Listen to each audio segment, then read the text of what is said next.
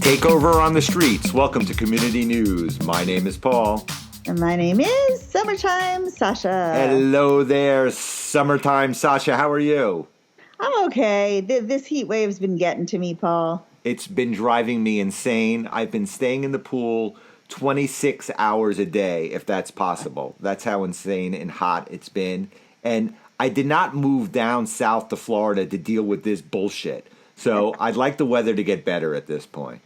Yeah, but I feel like every summer this has been the weather. It's been heat wave, even where we live. I spent a lot of time in the pool last Friday, too, and I tried to combine movement. So I was in there 4 or 5 hours. A friend came over. We were moving back and forth, back and forth, back and forth, using the noodles. And then I haven't been able to move for the past 3 days. Like, I didn't realize how much resistance and exercise you can actually get from that, just walking back and forth and stretching. So one day of pool activity where I see 900-year-old women in their bathing caps doing exercises, and Right. that takes you down. Is that what you're saying? True, except those women usually do a 1-hour class. We were in there 4 hours. Uh-huh. We took break and had lunch when we got back in, and we kept moving. We were doing different moves and squats and things. And I have to tell you, I am still in pain. Were you wearing a bathing cap with those fake flowers on it like the women do? Please say you were.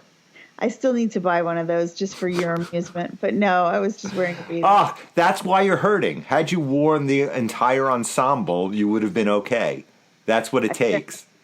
My non-existent muscles truly are sore from that one thing. Right. I mean, I've been trying to walk since then, and I can barely walk 2 miles a day after what we did in the pool. Maybe you need to go back into the pool and just walk in the pool from now on. Maybe that is the solution. I know. I'm debating after I'm done with you and before a doctor's appointment. Do I go walk in the pool? Or I can't walk outside. It's too hot. So walk at the mall or walk in my house in the air conditioning in circles. That's what I like to hear. A lot of circle walking. That almost came out wrong. Circle walking in the house. That's perfect for you. Anyway, streets are taken over. School is done. Camp has not yet begun yet. There are kids everywhere on the streets, and it's driving me insane. It's the I cannot wait for summer camp to start. Yes, that in-between zone of summer camp and a school and summer camp. Right. Moms don't know what to do with their kids. Kids running amok everywhere, causing chaos. They're so happy to be outside of the bureaucracy of the nonsense that school has become. Right. And then back to the bureaucracy of what camp is waiting to be. It's that 3, 4, 5 day period. I don't know what to do. I lock myself in the house and just peer out the window and hope that I see a school bus coming down to take them away. That's what my life has become these days. Of you looking outside, counting how many kids are running by. That's so funny. Yeah, it's funny for you. It's not funny for me. I'm glad that you find amusement in my misery that I cannot walk the streets unencumbered these days. Are they also loud and making Of course, loud. Okay. The parents ship them outside at 5:30 in the morning once they start screaming. So from 5:30 in the morning until 10 o'clock at night, I'm listening to shrieks, blood-curdling screams of kids running up and down the street. The whole school and camp concept, it really just makes you realize how much most people do not want to spend a lot of time with their children. I believe that there should be school all year round at this point. There should not be any break for summer or anything like that. Kids should just be going to school, period. From nonstop. Till 7 at night. Exactly. From age 3 to age 20 should be nonstop schooling. I feel like they might have that in some communist or third world countries where it's 7 to 7. And then they also have them sewing all our clothes and, making things for America somewhere in there. Well, okay. I don't want to take it to that extreme.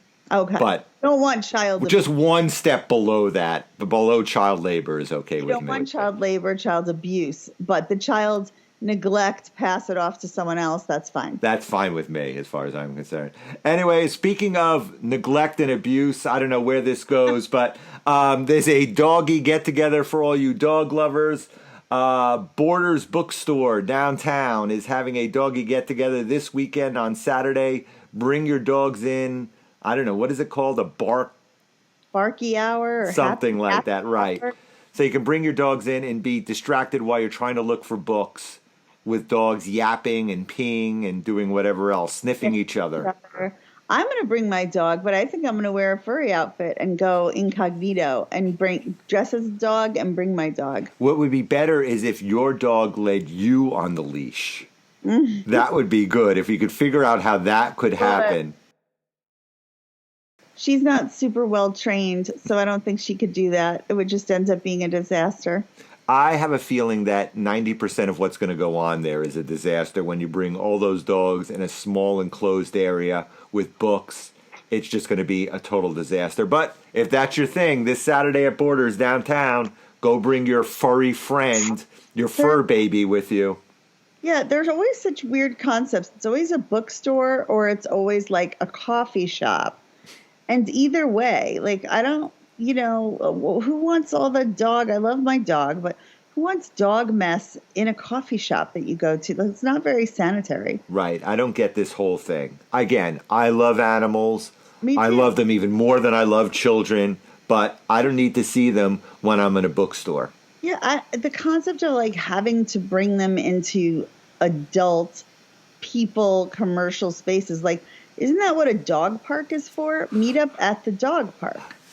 You're brilliant, Sasha. Why didn't we? That's what we should have, a meetup at the dog park. Right, that is brilliant. There you go.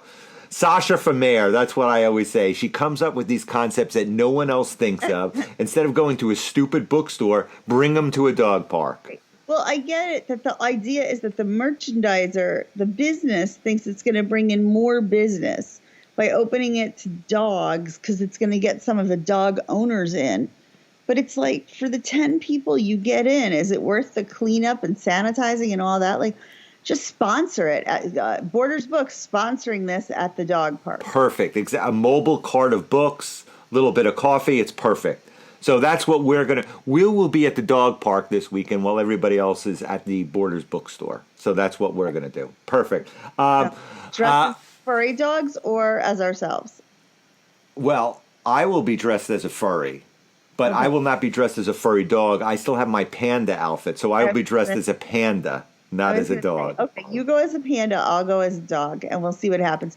At least we can add some excitement to our summer. Perfect. One other thing, as we said last week, our old newspaper friends have come out with some sort of newsletter, and I think they're actually fucking with us because in this week's edition, they put in how to avoid sharks on our beaches.